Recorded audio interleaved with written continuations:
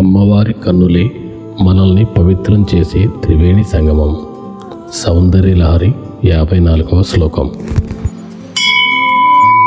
పవిత్రీకర్తున్నః Pashupati పరాధీన హృదయే దయామిత్రైర్నేత్రైరరుణధవలాశ్యామరుచిభిః నదశోణో Ganga తపనతనయేతి ధ్రువమముం త్రయాణాం తీర్థానాముపనయసి సంవేదమనఘం.